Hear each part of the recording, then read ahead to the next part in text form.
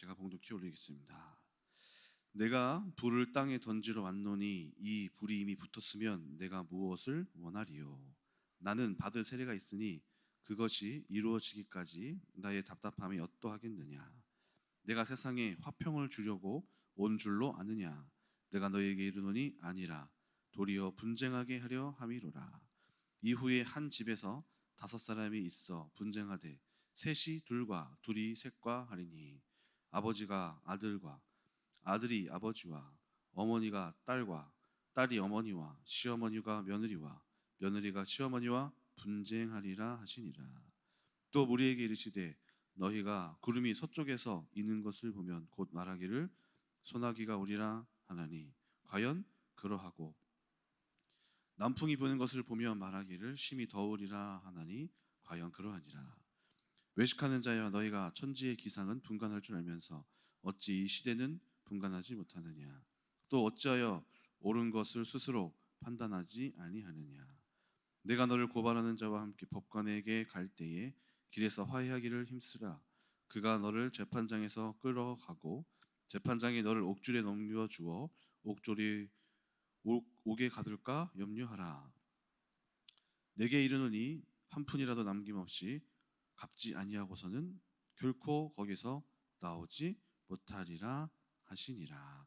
아멘. 오늘은 영적인 싸움에 대하여서 같이 말씀을 나누기를 원합니다. 먼저 49절에서 53절을 보니까 예수님께서 오셔서 나는 이 땅에 분쟁을 일으키러 왔노라 라고 이야기하고 계십니다. 이 말씀을 언뜻 보면 우리가 생각하고 있는 예수님의 모습과 다르다는 것을 느끼게 됩니다.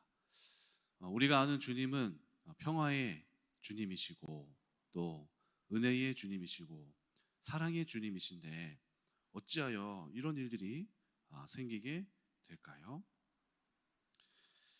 이 싸움은 왜 일어나야만 하는 걸까요? 그런 것들을 한번 살펴보도록 하겠습니다. 먼저는 이 하나님이 우리 가운데 임하시게 됐을 때 분쟁이 일어나고 다툼이 일어나고 사건이 일어나고 어려운 사건들이 우리 가운데 터져야 합니다. 왜 그럴까요? 그것은 바로 이 시대는 하나님 앞에 빼앗긴 자녀들이 타락한 세상 가운데 허덕이고 있고 하나님의 아들들을 자녀들을 딸들을 강탈하여서 억누르고 사단의 그 소굴 속에서 이 죄악 가운데에서 이 육체가 살아가고 있기 때문에 하나님께서 우리를 구원하시기 위한 당연한 전쟁이 일어나는 것이죠. 저희 딸도 제가 자녀를 이제 좀 키우다 보니까 몰랐던 사실이 있는데 그것은 아이들이 자주 열이 나는 일들이 발생하더라고요. 그래서 처음에는 곧장 해열제를 빨리빨리 막 먹였습니다. 근데 어느 날 병원에 가서 보니까 37도, 38도까지는 오히려 놔둬야 된다고 하더라고요. 해열제를 빨리 먹이지 말라고 그러더라고요. 그래서 왜 그러냐? 애가 이렇게 힘들어하는데 빨리 먹여서 끝내야지. 그랬더니 하는 말이 뭐냐면 아이가 이 바이러스가 들어왔을 때 안에서 면역력이 있는 것들과 싸워야 열이 나는 현상은 싸우기 때문에 열이 나는 거다. 근데 곧장 약을 해열제를 투입해서 열을 낮춰버리면 면역력이 안 생긴다. 그래서 이거는 어쩔 수 없이 아이가 37도, 38도 어느 정도까지는 싸워서 이기도록 면역력을 키우고 생기도록 항체가 생기도록 좀 내둘 필요가 있다. 너무 빨리 먹이면 안 된다 하는 거죠. 이거는 그래서 아이들이 면역력을 생기기 위한 항체가 생기기 위한 당연한 싸움이 되는 거예요. 피할 수가 없는 겁니다. 또 생각해 보시죠. 우리 가정에 도둑이 들어오거나 우리 자녀를 누군가가 납치해 갔어요. 그렇다면 부모로서 가만히 있을 수 있는 부모가 있겠습니까? 가서 몸통 박치기를 하고 싸우서라도 막 저는 칼이라도 들 것 같아요. 모든 수단을 다 사용해서 싸워야 하지 않겠습니까? 네. 오늘 본문에서도 마찬가지로 이 말씀은 예수님이 분쟁의 원인이고 싸움을 일으키는 자고 갈라치게 하는 자고가 아니라 하나님께서 자기 백성들을 구원하시기 위한 당연한 어쩔 수 없는 영적인 전투를 말하고 있는 것입니다. 그래서 마치 이 상황은 구약 성서에 나타난 출애굽기의 상황과 같습니다. 이스라엘 백성은 애굽의 포로가 돼 있고 하나님께서는 모세를 통하여서 그 이스라엘 백성을 구출하기를 원하셨던 것입니다. 그런데 애굽의 바로 왕은 이 이스라엘 백성을 가만히 내두겠습니까? 여기에서 부려먹고 종노릇 시켜야 되고 여기에서 자신의 애굽의 나라를 위하여서 막 부려먹다가 여기서 죽든지 말든지 써먹어야 될 존재들인데 가만히 놔두겠냐 이거죠. 안 놔두죠. 그래서 모세가 하나님의 대리인으로 등장해서 바로와 긴 전쟁을 일으키고 겨우 떠나게 되게 되는 것이죠. 근데 떠나는 과정에서도 가만히 놔둡니까? 그 뒤를 끝까지 쫓아와가지고 뒤를 밟아서 죽이려고 이스라엘 백성을 다 전멸시키려고 애쓰는 것이죠.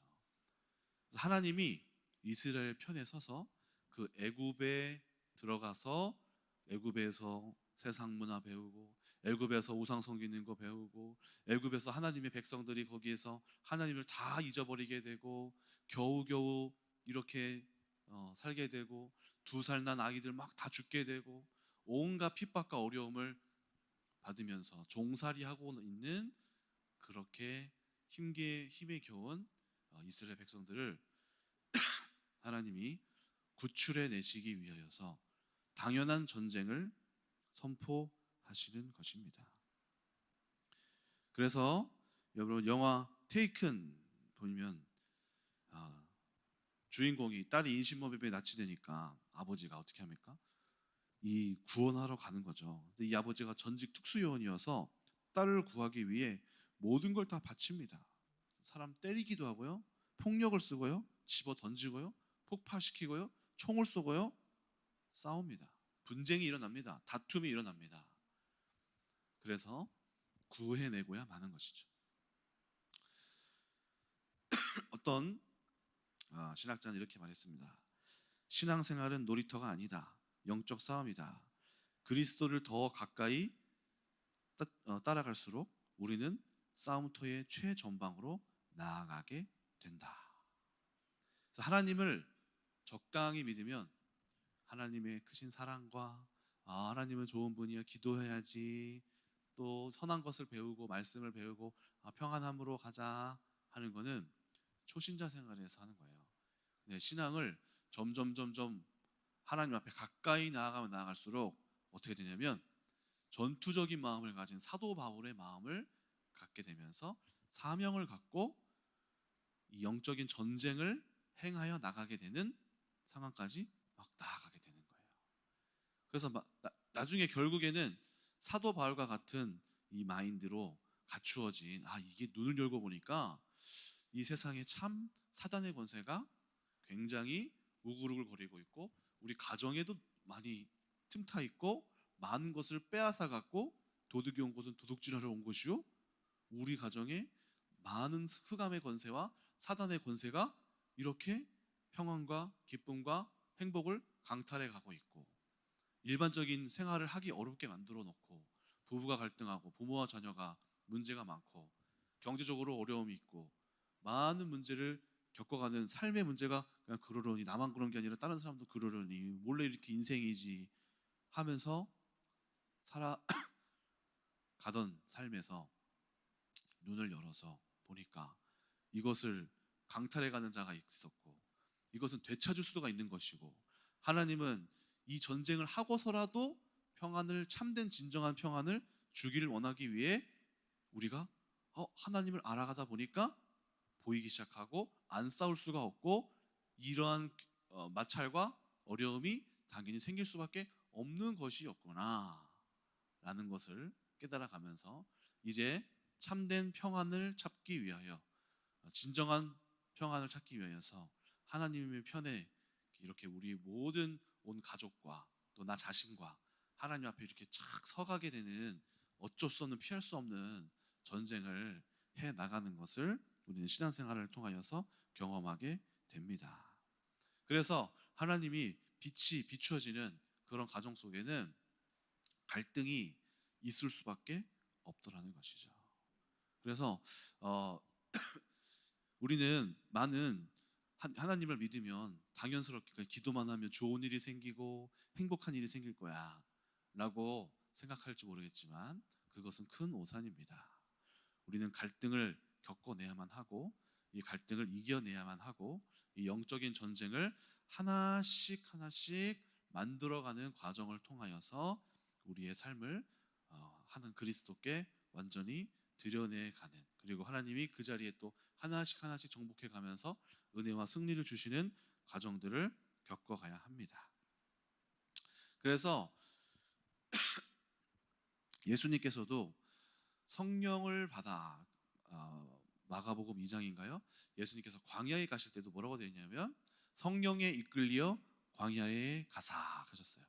그러니까 성령에 이끌려서 꽃길을 가고 행복한 길로 가는 게 아니라 광야로 나아가시는 거예요. 근데 그게 당연한 거예요. 하나님의 사람들에게 이곳에서 누리는 것이 좋사오니 하나님 너무 여기서의 세상의 삶이 너무 좋습니다 하는 거는 갈등이 없다면 이 세상과 한 길로 가고 있다는 뜻이죠. 즐기고 있고 행복하고 있고 이 세상의 길을 내가 따라가고 있습니다. 하나님의 영이 임하는 순간 이게 잘못된 거구나 하고 이것에 대하여 저항하기 시작하는 것이, 옛날에는 동조하고 그것에 따라가고 세상의 풍요에 휩쓸려서 함께 가다가 이제는 성령께서 우리 가운데 빛을 비춰주시고 동행하시기 시작하니까 이것이 잘못됐구나, 우리 집안이 잘못 돌아가고 있네, 뭐가 문제가 있네, 하나님 편에 저항 반대길을 가고 있네 하는 것을 깨어나기 시작하면서 하나님의 편으로 돌리려다 보니까 이게 쉽게 따라오지 않더라는 거죠. 그러다 보니까 자연스럽게 갈등이 생기는 것입니다. 그래서 우리가 하나님 편에 서게 되는 결단을 하고 영적인 자리에 나아가는 마음을 갖게 되고 여러 가지로 말씀을 읽기 시작하고 훈련을 받기 시작하고 하나님의 세계에 동참하려고 하게 되는, 뭔가 이 점점 가까워지는 순간부터는 갈등이 터져 나오고 흑암이 드러나고 사단이 튀어나오고 빛이 비춰지니까 어둠이 사사사삭 그것을 피하고 하는 문제가, 강한 저항이 생기기도 하는 것입니다. 그래서 이런 일이 일어났을 때 우리가 깜짝 놀라야 할 것이 아니라, 왜 이런 일이 생깁니까? 원망할 것이 아니라, 왜 이런 어려움이 하나님을 믿으면 좋은 일이 생겨야 되는 거 아니에요?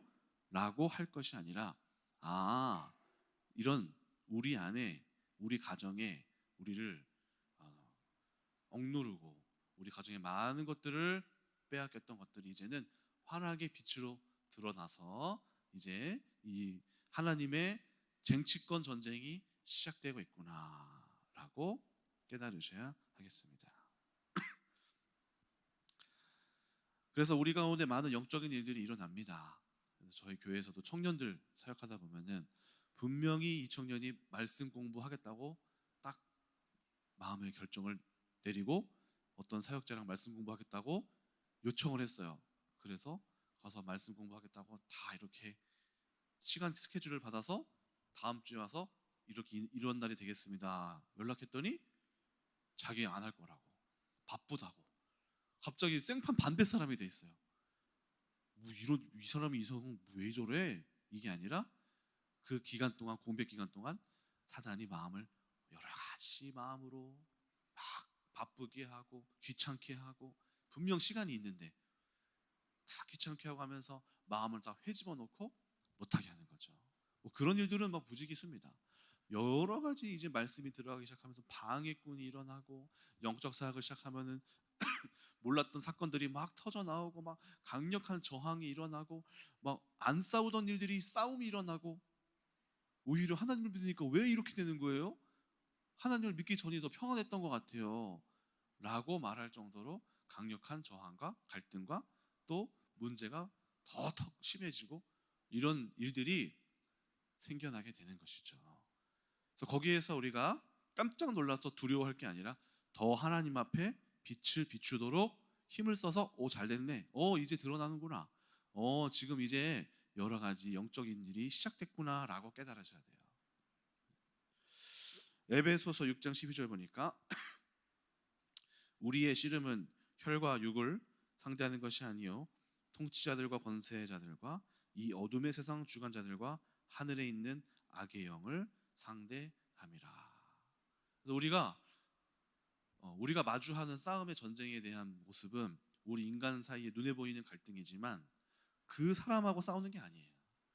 그 사람에게 있는 그 사람을 그동안 사로잡아서 살아왔고 많은 억눌림과 괴롭힘을 향해 왔던 영적 대상을 향하여 우리가 직면하고 또 우리 가정과 또 나를 사실 돌아봐야 되죠. 내 삶을 많이 빼앗아갔던 영적 존재에 대하여서 우리가 이게 이렇게 되는 거구나 라고 눈을 열면서 강력한 전투를 해나가야 하는 것입니다. 그래서 우리가 눈으로 보기에는 갈등처럼 느껴질 것입니다. 저도 우리 김상희 사모님과 한 3년 정도를 정말 피 터지게 싸웠던 것 같아요. 서로 비방하고 서로 욕하고 식탁에서 밥 먹다가 갑자기 막 둘이 대화를 하다가 싸우기 시작해요. 그러면 이제 옆에 계시던 이경호 목사님이나 우리 이완 목사님이 또 싸워? 이러면서 이제 막 나가기도 하고 저는 우리 사모님 보고 엄마는 미친년이야 이렇게 얘기도 하고 우리 사모님은 넌 자폐아야. 왜 자폐하러 가셨을까? 이상하네. 뭐 여러 가지 얘기를 막 비방과 너는 바리새인이야. 너는 어쩌고저쩌고 막 하면서 서로 막 강력한 막 비방을 하고 서로 이제 막 그 하는 거를 싸움하기를 진짜 3년을 했어요. 3년. 이거 정말 저의 문제죠. 저의 견고한 진이고 저의 안에 있었던 그 아주 오래전부터 사모님, 어머니와의 갈등 속에서 생겼던 상처, 또 많은 이 어떤 고통, 가정 환경, 낮은 자존감들 여러 가지가 이제 사모님을 저희 어머니를 향하여서 대적하면서 그런 것들이 막 같이 튀어나오니까 막 더 저항감이 생기고 그런 갈등들을 막 정말 많이 해나갔어요. 네, 그래서 이제 먼저 우리가 싸워야 할 첫 번째 격전지는 바로 이 육신의 격전지입니다. 육신의 격전지. 그래서 이 몸의 전쟁을 해야 돼요. 몸의 전쟁. 몸의 전쟁이라 함은 이 육신은 사도 바울도 이 육신의 죄성을 마주하면서 나는 너무나 공고한 사람이로다 하고 절규한 영역입니다. 그렇다고 이 육신의 영역을 내버려 두라는 말은 아닙니다. 이 육신은 사단이 가장 영향력을 쉽게 줄 수 있는 자리이고 또 세상과 맞닿아 있는 이 우리 인간의 영역이 바로 이 육신이 되는 거죠. 그래서 우리가 눈으로 보고 귀로 듣고 촉각으로 만지고 어떤 상황에서 피부로 느끼고 하는 그 첫 번째 단계가 바로 이 육신이기 때문에 이 육신의 감각과 모든 것들을 통하여서 우리의 영혼까지 과정을 세분화해 본다면 그 육신의 몸 것들을 통하여서 이렇게 들어오게 되는 것이죠. 그래서 여러 가지 귀의 사람의 말을 통하여서 들려오기도 합니다. 걔가 너를 뭐 무시하더라. 걔가 너를 인정하지 않더라. 또는 뭐 이렇게 하면은 아주 그냥 엄청나게 성공할 수 있어. 마음에 막 불을 넣는다든지 또는 눈으로도 이제 쉽게 들어오죠. 음란한 것들을 보게 된다든지 내 눈에 꼴 보기 싫은 모습들이 계속 눈에 밟힌다든지 또는 입술을 통하여서도 쉽게 범죄를 또 하게 됩니다. 나도 모르게 막 거짓말을 한다든지 습관적으로 비방을 하게 된다든지 여러 가지 몸으로 또는 습관적으로 뭐 손찌검을 한다든지 또 여러 가지 음란한 행동이 나온다든지 여러 가지 자신의 이런 이 육신의 이 싸움을 해야 할 것입니다. 그래서 우리가 첫 번째로는 주의해야 할 싸움의 내용들은 우리의 여러 가지 신체적인 환경과 그리고 장소와 또 내가 보는 것과 또 느끼는 것과 이 모든 것들을 이 영적인 환경으로 몰아가서 말의 습관을 고치는 것부터 시작하고, 비방하려고 하는 말들도 내가 이 말투에 그 현상이 나타나는 그 육신의 격전지를 발견해 나가야 하는 것이죠. 그래서 중요한 것은 이 육신의 이 라이프 스타일을 바꿔 나가는 것도 이 몸의 싸움의 중요한 과정입니다. 이번에 한 그 금쪽이를 봤는데 거기에 이상인 씨 가정이 나오더라고요. 근데 아이가 이제 여기 자폐 그 문제가 있어서 여러 가지 이 아내가 어려움을 겪더라고요. 세 아이가 있는데 큰 아이들도 막 정말 어렵고, 또 이제 문제는 뭐냐면은 이 아이가 굉장히 이제 어려움을 주고, 또 아내가 이 이상희 씨 남편을 따라서 밑에 있는 그 지방까지 내려 밀양에서 이제 부모님을 모시기 위해 같이 내려와서 살고 있었어요. 근데 이 아이가 계속해서 큰 문제를 일으키고, 아내가 자녀를 키우다가 지치고 다 지쳐서 온 기력을 다 쏟으면서 키워서 이제는 마음에 있는 모든 기력까지 다 쏟아서 어느 지경까지 이르렀냐면은 우울증이 찾아왔는데, 애가 여러 가지 뭐 그냥 뭐 식당에서 음료수를 많이 뽑고 막 장난을 쳤어요.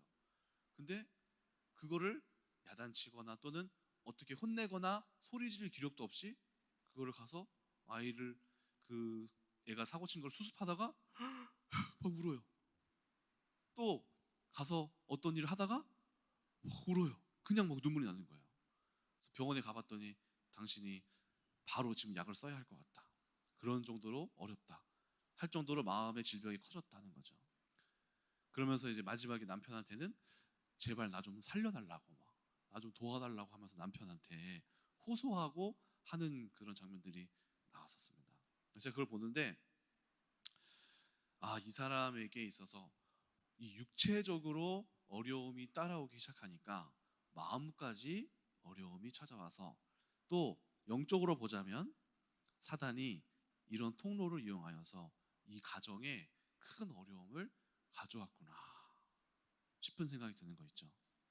그래서 이 우리도 마찬가지로 우리의 삶, 환경, 여러 가지 문제의 그 출발점에 육체로 맞닿는 여러 가지 이 눈으로 보게 되는 거, 듣는 거, 귀로 듣는 거, 보는 거, 내가 많은 시간을 보내는 그 자리, 내가 하루 중에 어떤 것에 많이 투자하고 또 시간을 공을 들이고 취미 생활은 무엇을 하고 누구를 만나고 어떤 자리에 즐겨가는지에 대하여서 주의하면서 육신의 몸의 격전지를 우리가 전투를 해야 된다는 것이죠. 결단을 하면서 이 환경을 바꾸는 것, 전쟁을 해야 한다는 것입니다.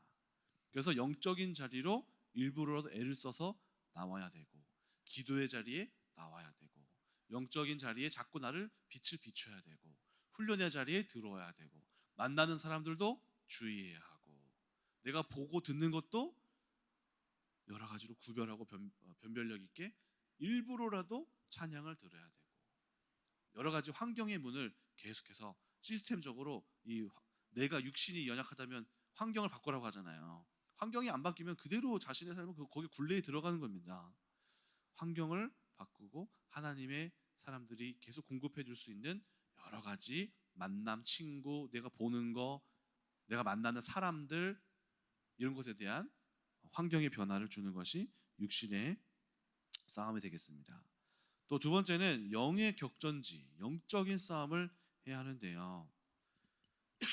이 마음, 이 영성이라는 이 마음의 자리는 우리가 어떻게 하느냐에 따라서 하나님이 통치하시기도 하시고, 사단이 와서 거기에 자리를 잡고 거기에서 여기에서 완전히 자리를 잡고 집을 짓고 거기에서 주거하고 살 수가 있습니다. 무엇보다 예수님을 믿고 영접하고 하나님을 따라가는 그것으로부터 영적인 구원이 시작하지만, 사단에게 지배받기 시작한 사람은 이 영이 살아있으나 죽은 것처럼 되어서 사단의 지배를 받고 이 마음의 자리에 이 악한 흑암의 세력이 들어와서 여러 가지로 자기의 자아랑 결합이 돼서 마치 내가 느끼는 것 마냥 그런 사단의 유혹과 사단이 주는 생각을 내가 스스로 생각하는 것 마냥 영적으로 자리 잡으면서 자기가 하는 것처럼 만들게 합니다. 여러 가지 영이 있습니다.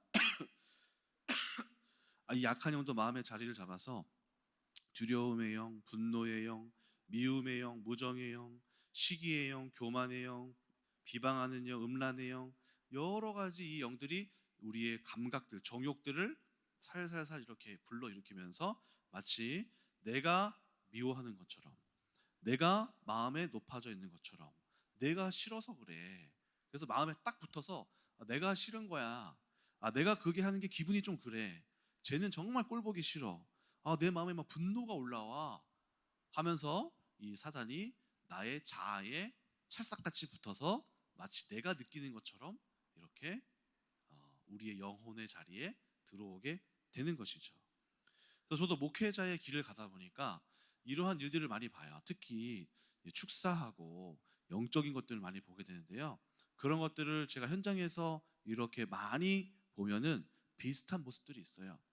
영적인 강력한 빛비춤이 있으면은 이 사람들이 꽁꽁꽁 자신의 일반 사람인 것 같이처럼 보이는데 막 빛을 비추이고 영적인 어떤 사역들이 딱 펼쳐지게 되다 보면은 그 안에서 자리 잡고 있는 사단의 정체들이 나와요. 그럼 누가 누구냐 물어보면 나는 시기요, 나는 분쟁이요, 나는 음란이요, 나는 대적하는 거요. 어쩌다가 그렇게 들어갔냐? 여러 가지 사건들을 통해서 부모가 싸울 때 들어왔다. 어떤 일이 있을 때 자리 잡게 되었다. 그럼 네가 하는 일이 무엇이냐? 이 부모와의 사람 사이에서 갈등을 일으키고 우울증을 주고 결국에는 죽게 만들기 위해 들어왔다 하는 것이죠. 결국에는 이 악한 영의 목적지는 사망이에요, 사망. 그래서 사망의 권세로 계속해서 이 사람을 다양한 이 마음의 자리에 들여와서 이것을 이 사람에게 계속 그것을 키워내고 확장시키고 나의 자아와 계속 찐득하게 붙어요. 그래서 우리 스티커도 이렇게 붙이면은 처음에 붙이면 바로 떼면은 뭐 이렇게 다른 게 안 붙잖아요. 근데 10년, 20년 붙은 거 떼보세요. 이거 뭐 무슨 어떤 뭐 화학 제품을 써도 안 지워질 정도로 딱 붙어가지고 자기 자신처럼 일체가 되어버렸잖아요. 그러니까 이런 것들을 이 마음 가운데 키워낸 사람들은 내가 그렇게 느끼는 건데 왜 그래? 왜 나한테 뭐라 그래? 왜 나를 공격해? 이렇게 나오더라고요. 저도 그랬어요. 저도 사모님이 여러 가지 얘기를 사단에 대해서 얘기를 하면 왜 나한테 뭐라 그래? 나라고 느끼는 거야, 나라고. 네. 그래서 우리 안에 있는 제가 깨어나서 보니까 사단의 권세가 이게 나를 속였구나. 나는 원치 않는데 내가 이러고 있었네. 내가 여기에 완전히 매몰되어서 내가 이렇게 막 자존감이 낮아져 있고 막 판단하고 있고 다른 사람들이 악하게 보이고 나는 다른 사람들은 어떤 사람을 평가할 때 막 좋은 사람이라고 하는데 나는 한 가지만 별로여도 되게 너무 크게 보이고 내 눈에는 그렇게 딱 보이는데 저 사람 좀 별로야 하면서 여러 가지 영적인 이 행위들을 내 안에서 막 하게 되는 것이죠. 그러다가 하나님 앞에 막 나아가니까 여러 가지 사건들이 긴 세월 동안 이제 사단이 떠나가고 내 마음에서 막 평안이 갑자기 막 찾아오기도 하고 눈물로 하나님 앞에 나의 문제를 바라보게 되기도 하고 마주하게 되기도 하고 말씀을 딱 붙잡게 되기도 하고 막 여러 가지 막 말씀에 확신을 얻기도 하고 그 많은 과정들을 막 거쳐 나가면서 또 관계적으로 회복되기도 하고 사모님과의 관계에서 사모님이 막 용서를 구하고 거기 안에서 튕겨내기도 하고 막 갈등이 해소되기도 하고 하나님 앞에서 이 인간이 옛날엔 완전히 막 구제불능의 상태였던 모습에서 이제는 막 점점 이 흑암의 세력들이 계속해서 하나씩 벗겨 나가니까 어느덧 좀 괜찮아 보이는 사람으로 만들어져 가더라는 것이죠. 그래서 이런 것들이 이제 영적인 많은 우리 안에 붙어 있는 이 사단의 이 영적인 감각들이 우리 안에 아주 진득하게 붙어 있어서 이것들을 면밀하게 섬세하게 하나씩 하나씩 하나님 앞에서 다루어가는 영적 격전지에서 영적인 전쟁을 해야 합니다. 그래서 우리 안에 있는 이 자아에 붙어있는 거짓된 자아, 사단이 딱 자기처럼 느끼게 하는 것들, 이런 것들을 우리가 마주해야겠죠. 야고보서 1장 15절 보니까 욕심이 잉태한즉 죄를 낳고 죄가 장성한즉 사망을 낳느니라. 로마서 7장 15절 우리가 육신에 있을 때에는 율법으로 말미암는 죄의 정욕이 우리 지체 중에 역사하여 우리로 사망을 위하여 열매를 맺게 하였더니. 여기 우리의 육체는 사망을 향해 열매를 맺고 우리의 삶에서 계속 문제와 해결되지 않는 갈등을 계속 불러일으키면서 마음이 점점 버티기 힘들어지고 죽음을 생각하게 만드는 그런 방향성을 사단이 갖고 가는 것입니다. 그런데 감사한 것은 무엇입니까? 우리 안에 구원자가 있다는 것이죠. 바로 우리 예수 그리스도께서 예수 그리스도 안에 있는 생명의 성령의 법이 죄와 사망의 법에서 너를 해방하였느니라. 네, 사도 바울이 깜짝 놀란 것이죠. 예수 안에 해방됨이 있구나.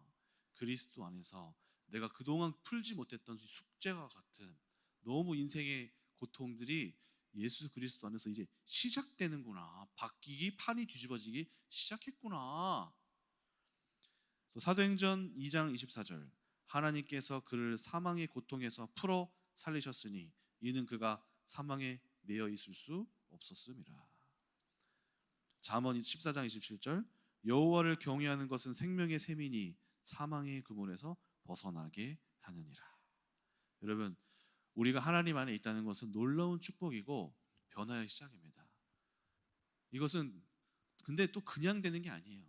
이 싸움이 시작되고 또 저는 이제 많은 우리 교회 성도님들이 정말 귀한 진짜 전사다 전사. 이거 하나님의 사람들이다 이 사람들. 계속해서 느끼는 게 또 어느 권사님이 또 목사님 제가 이제 한 성도님을 다시 처음부터 섬겨야 될 것 같습니다.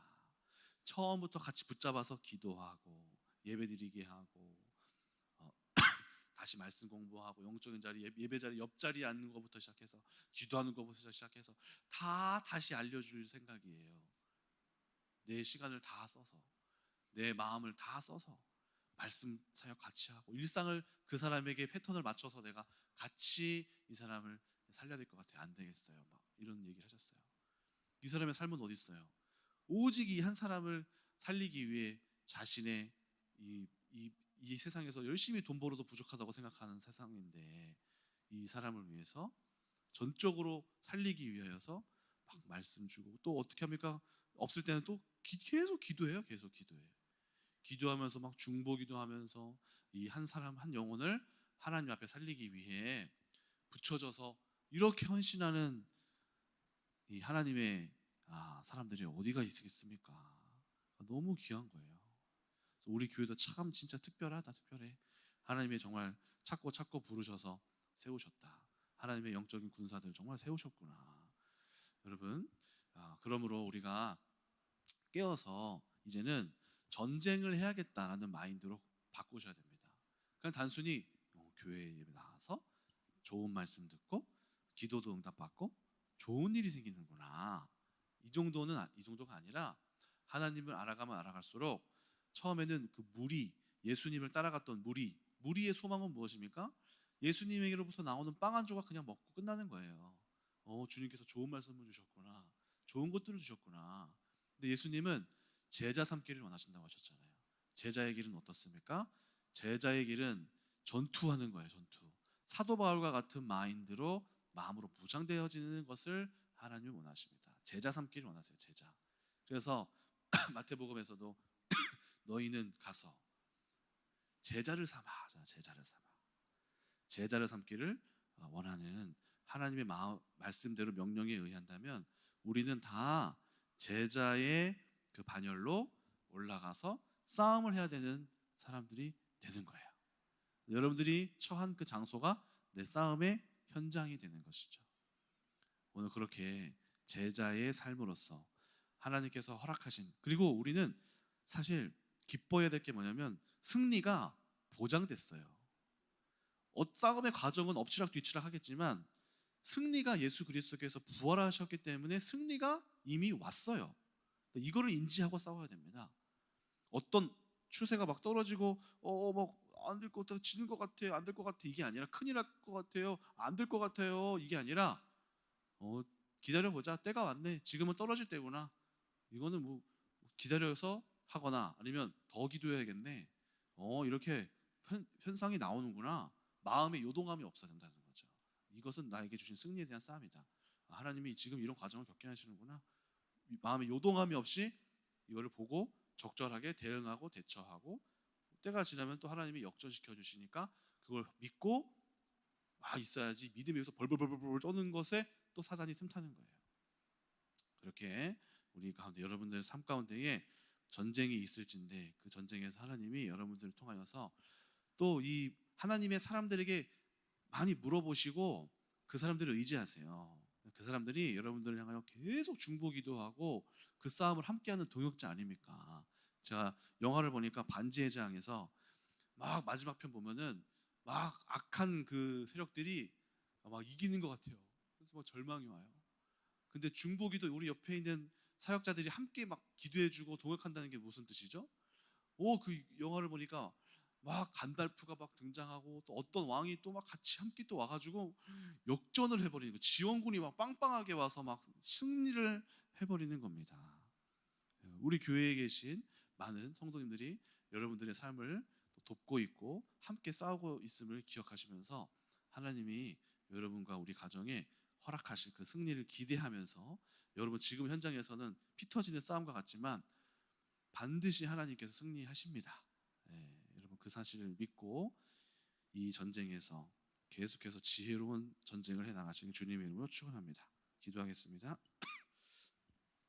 하나님이 이미 우리에게 승리를 허락하신 하나님을 찬양합니다. 또 우리 교회를 통하여서 많은 전쟁에 능한, 먼저 싸워서 이긴 사람들을 우리 가운데 또 붙여주시니 이 전쟁에 능하신 하나님께서 통치하시고 이끌어 가실 때에 우리 가운데 큰 승리가 있을 것임을 믿습니다. 많은 성도님들이 영적인 어려움을 겪고 있고 또 그 사단이 정말 발광하는 것처럼 하나님 앞에 자기가 탈취한 것들을 빼앗기지 않으려고 뭔가 짓을 하는 것을 봅니다. 우리가 거기에 요동하지 말게 하시고 여기에서 우리가 더 깨어나고 더 기도에 힘쓰고 더 지혜롭고 더 마음을 차분하게 하여서 이 전쟁에서 큰 승리를 얻게 하여 주시옵소서. 우리 가운데 각 가정과 개인의 하나님이 허락하시는 참된 평안이 임하게 하여 주시옵소서. 감사드리며 예수님의 이름으로 기도합니다. 아멘. 감사합니다. 어젯밤에는 꿈을 꿨는데 꿈 얘기 좀 해드릴까요? 예, 보통 꿈이 아니어서인 것 같아. 의미가 있는 것 같아. 국정원 직원하고 싸웠네. 내가 국가정보원잖아요. 국정원 직원이 하고 이상하게 우리 집에 들어왔어. 그래서 뭘 조사한다고 뭘 장판을 뜯어냈어. 그래서 내가 그랬지. 당신이 뭔데 왜 우리 집에 들어와서 장판 뜯어놓고 있냐고. 가지고 내가 이제 화가 나가지고 이제 따지면서 이제 끝났는데 내 마음에 저놈을 갖다가 주먹질을 하고 태권도를 하고 막 그걸 하다가 싸웠어. 씩씩거리다가 내가 왜 국정원 직원하고 싸우지? 나랑 관계없는데. 근데 깨달았어. 왜냐면 어저께 어떤 그 김태원 목사님, 내 친구 동기 목사가 왔거든. 근데 북한 탈북자에 대한 얘기를 하는 거야. 여기서 깊은 얘기할 수 없고요. 탈북 사역을 하고 있어요. 그래서 그 사람은 중국에 있다가 이제 지금 리스트에 올라가가지고 차단돼서 중국에 못 들어가. 그런데 그 얘기더라고. 한국 내에 탈북을, 중국 내에 있는 조선족들을 조선족이 아니지, 북한 사람들이 중국에 들어와서 미얀마나 베트남 걸쳐서 탈북시키는 그런 이제 일을 해.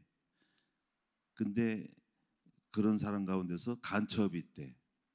그 간첩이 그 안에 탈북자 속에 들어가 가지고 고발을 한대. 전화해가지고 가지고 어디 딱 가면은 대기하고 있대. 공안이 잡아가서 북한으로 송환된다는 거야.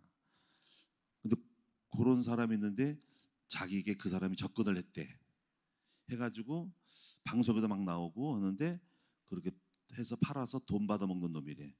그래서 그런 얘기 하더라고. 그 제가 그걸 듣고 어제 또 가다가 그 우리 이재용 목사라는 그분이 수함에 그 국가정보원 북한 탈북자들을 1차 조사하는 데가 있대. 예, 거기 수함이 있대요. 그리고 하나하나 넘어간대요. 그래서 내가 그때 생각 왜 나한테 이런 걸 꿈을 꾸게 할까 이제 그거를 했는데 내가 그 곽윤리아 있죠. 곽윤리아 아시죠? 북한에서 탈북하다가 잡혀가다가 북한 송원 하늘에다가 간신히 살아남은 사람이 있어. 그분에서 기도하라는 사인이구나. 그래서 오늘 여러분이 기도해 주시 바라고 또 이 생각이 들었을 때가 내가 탈북자 그쪽에도 선교 후원을 좀 해야 되겠다 이 생각이 들었어요. 그런 마음속에서 선교부를 좀 얘기해서 좀씩이라도 물질이라도 좀 흘려서 좀 도와야 되겠다는 마음이 들었습니다. 그래서 오늘 아침에 기도할 때 곽윤리아가 한국에 들어올 수 있도록 지금 찾고 있습니다. 기도해 주시 바랍니다. 그리고 북한 사역을 위해서도 기도 부탁을 드립니다. 그래서 국정원하고 싸운 것 같아. 기도하겠습니다. 하나님 감사합니다. 하나님 아버지 오늘도 귀한 말씀 주심을 감사를 드립니다. 우리의 삶 속에서 치열한 많은 싸움을 한 사람도 있습니다. 내가 그걸 몰랐구나. 또 북한의 탈북자들이 지금 있었구나. 그들이 지금 북한에 자백하려다가 또 굉장히 어려운 가운데 신분을 숨기고 또 한국에 들으려고 하는 사람도 있구나. 또 한국에 정착해가지고 들어와서 그 탈북민들이 모이는 사역도 있었구나. 이걸 우리가 소홀하지 않고 하나님의 싸우라고 하는 사인임을 믿습니다. 그래서 조금씩이라도 우리가 도와주고 수많은 영혼들을 우리가 사각지대 우리 세계에 알지 못했던 또 다른 현장들을 보면서 최선을 다해서 기도해주고 또 섬길 수 있는 우리 큰나무교가 되었으면 좋겠습니다. 오늘도 귀한 말씀을 감사드리고 예물 드린 종들에게 하나님 아버지 큰 복을 주시고 오늘도 하나님이 역사하시고 또 이제 25년도에 또 우리 초등반 학생들도 지켜 주옵소서. 학교 사역을 감당하는 우리 교사들에게도 큰 은혜를 베풀어 주옵소서. 감사드리오며 우리 주 예수 그리스도의 이름으로 기도하옵나이다. 아멘. 하늘의